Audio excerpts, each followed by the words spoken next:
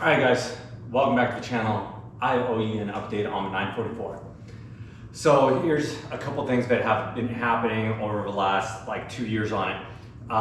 One of the biggest things is the fuel system. All the fuel lines, they rotted out, they failed.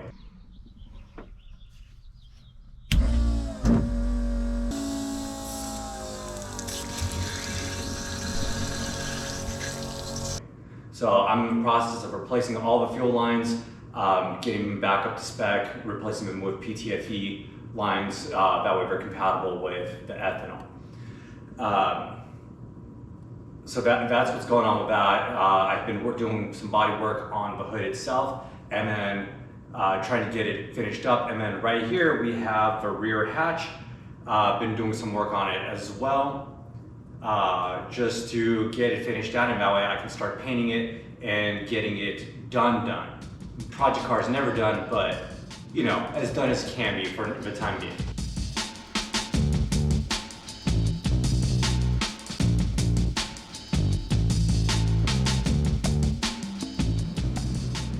All right, folks, let's talk about the hatch. What have we done to it? What are we going to do to it? And why it matters. So to prep it for getting it painted, I wanted to make sure that it was A, structurally sound, and B, that it was the way I wanted it to, so better than it is right now. First thing, we had a gap all the way along the edges. It was just basically an outer skin that was folded over, creating a channel on the edges for the frame. Now that's great in ultra lightweight applications, I guess. What I did is I mixed up some epoxy with fumed silica, potted in the entire outside, and used some foam. I'll put the specific type of foam up here as to what it was, embedded in there, and then smoothed it out. Basically made a putty epoxy compound, smoothed it out. After that, we put 2 layers of fiberglass on top of it to transition it over. Everything spilled out nicely. Took and did some hot coat across the edge, and then sanded it flat. That way there's no high spots, no low spots. The entire outside's got a good sealing edge, as well as we added a bunch of structural rigidity to the frame itself. Here's what we still have to do. I have a bit of an issue here. Let me show you what I'm talking about. So, turn on my flashlight. Right here, let's put this down, and if you can see this, I can put my entire finger down underneath this. So that's a little bit problematic when it's supposed to be flat. Can't be flat if you ain't flat. So what I'm going to do is I have the C channels. C channels, I have 2 of them. They're gonna go, wow, that's really bad right here, almost a full inch deflection in the center. So what I'm going to do is I have this square tube, and that guy is going to go on the front side right here, just because there's that lip, so it needs to have more stiffness to get pulled up flat. This for this piece, we're going to take, you can see just how much deflection there's there, where it pops. We're going to do this in about this area right here, and then do another one across back here. From edge to edge, and then we're going to start drilling our holes and installing our fasteners from the middle and work our way outwards.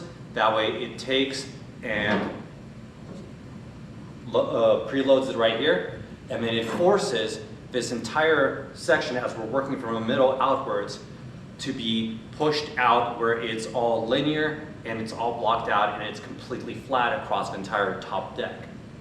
I have some fasteners that are already on order. They are 3/16 aluminum rivets that we're going to install in this, and once we get those in, they're countersunk, so we'll countersink it from the deck side and pop them in. So let's go ahead and get started with this. I'm going to go ahead and get started on this end right here and get this guy installed We're gonna just cleco them in place for now with 1/8 inch before up drilling it to the 3/16 when the fasteners come in. So we're gonna do this one. I have to cut both these down to length, and then we're gonna install it, like I said, right here, and work our way outwards across there. It might end up where that's not gonna work with this one. And this guy's gotta go up here. But these two back here are gonna help pull it flush. So let's get started. First thing I wanna do is I've been sanding on this, so I wanna make sure, first thing I wanna do since I've been sanding on this, I wanna make sure that this is completely clean. So we're gonna wipe it down, and that way we're not getting all dirty and it's nicer to work with rather than working with dirty surfaces.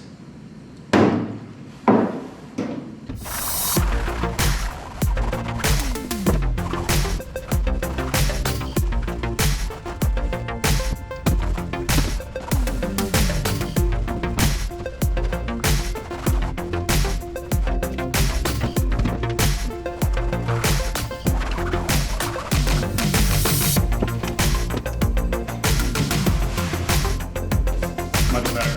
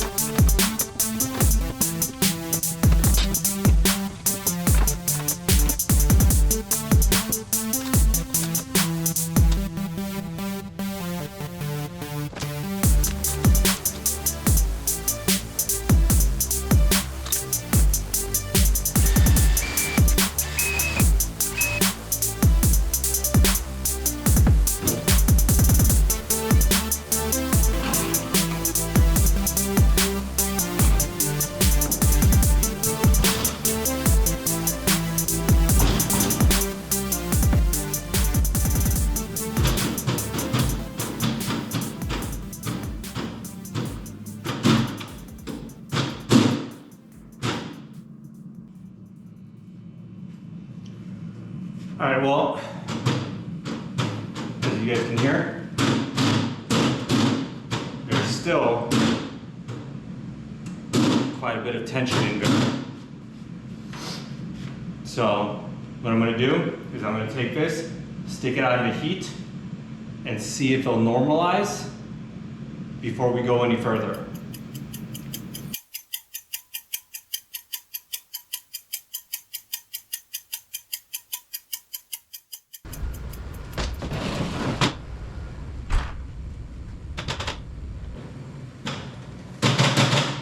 Well, that's no good.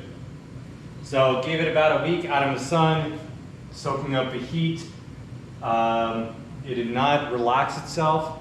So I do have an alternate course of action, which we're gonna now employ. And it's getting 2 1/4-inch pieces of steel, putting one on the top side right here.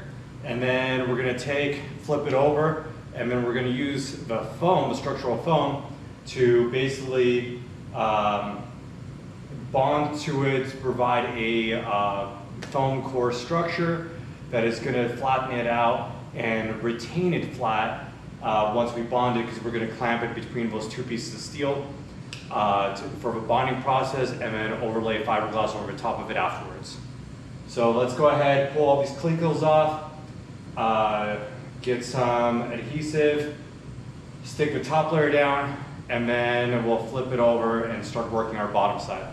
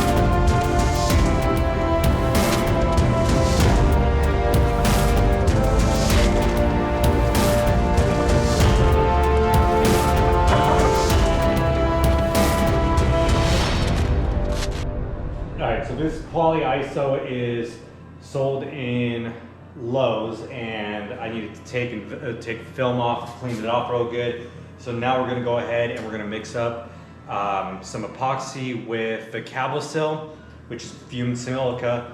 That way it fills in all these pores, and then lay a sheet of fiberglass across the entire surface, sandwich it between the 2 pieces of steel, and that way it takes and bonds down real good. It's perfectly flatbed. Then we can clean off the other side and bond it down to the structure.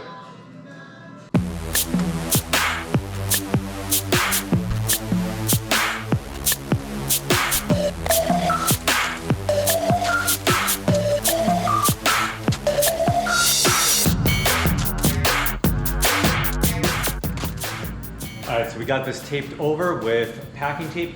Packing tape by itself acts like a release agent, but we're also going to take and wax it just to make sure.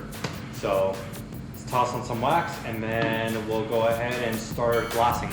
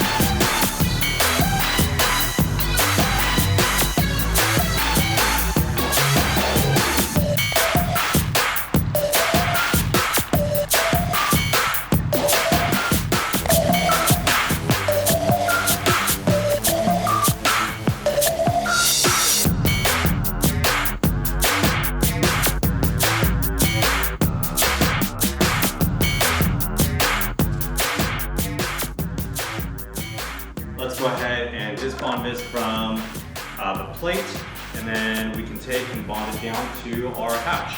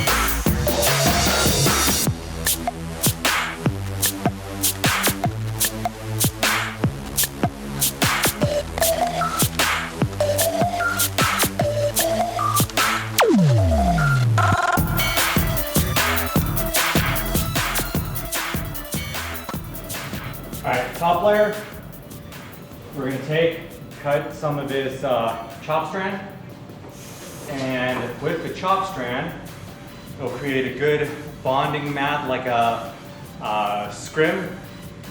So we're going to do that, and then we're going to take and use, fresh off the print,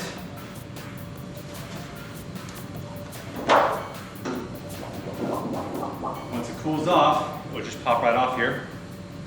2.5 mil squeegee, so that way we get good bond line for our thickness.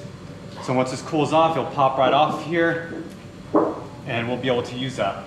So I'm going to cut a piece of this, like I said, as a scrim for a bond line, and we're going to use this on the back side of the mat, the foam board, to butter it to an equal thickness, and that way we have enough material in between there where it's creating a good bond. And yeah, so let's go ahead and do that, and then we'll clamp it in place. Here we go.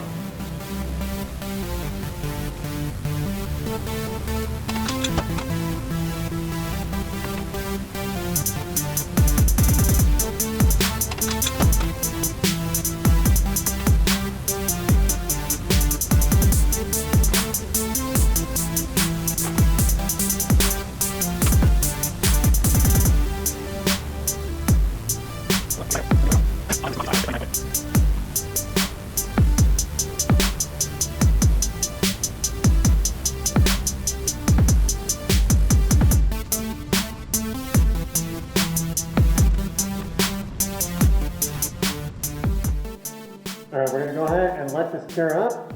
And then I'm gonna go ahead and, as I said, work the edges, and then overlay one more layer of fiberglass on top of the whole thing, hold it in place.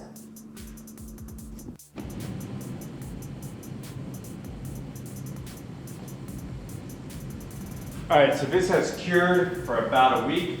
I'm gonna go ahead and take all this off here, and then we're gonna take the top plate off and separate it out, see if we got it to flatten out.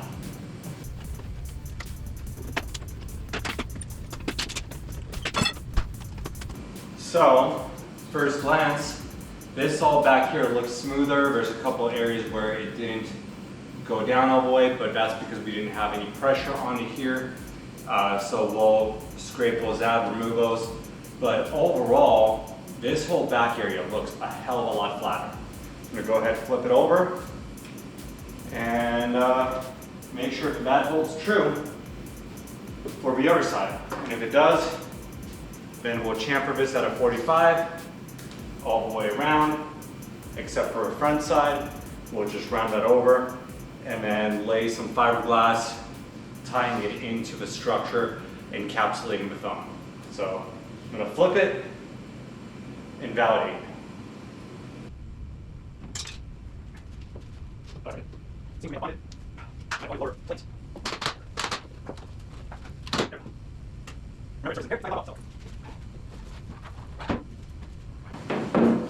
So where we had the bonding, let me move you guys closer.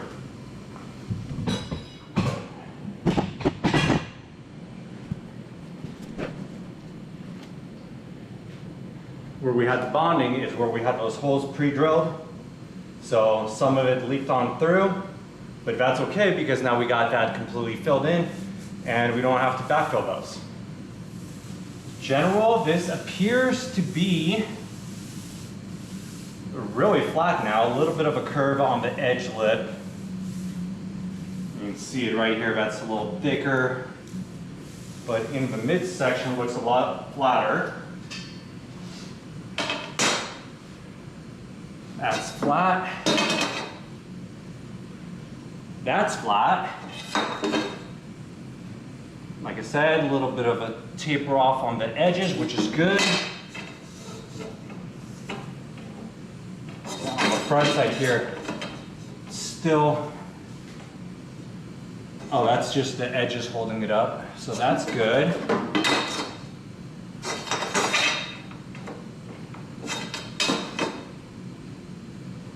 That's good. Okay. And then just check, let's just check front to back.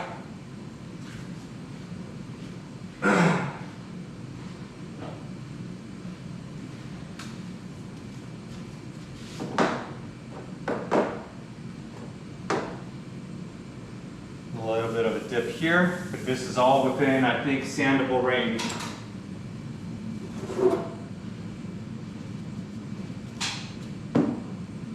Yeah, there's a little dip right here. That's well within sand and body fill right here. All right, I am happy with this. So as I said, we're gonna chamfer the edges and then glass it in.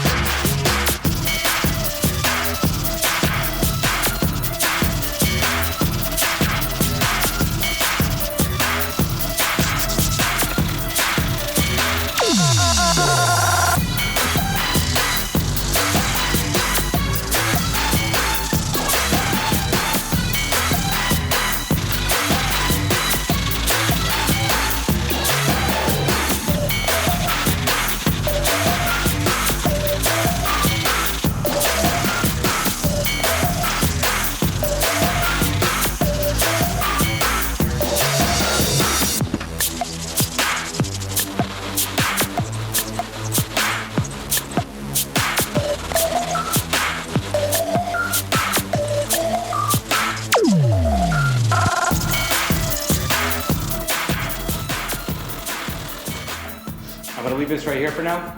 I'm gonna go ahead and print a, basically a straight with a curve on it. So a round. That way we get a good radius on here and it's all perfectly flat. And then I'm gonna go ahead and jump on the 944. We're gonna remove the rear quarter glass, and that way we can get at some of the body work on there and start tightening that up. That way when we're done with this, we'll be able to install it on the 944 and paint. All right, that's gonna be it for this one. Thanks for watching. See you guys next time.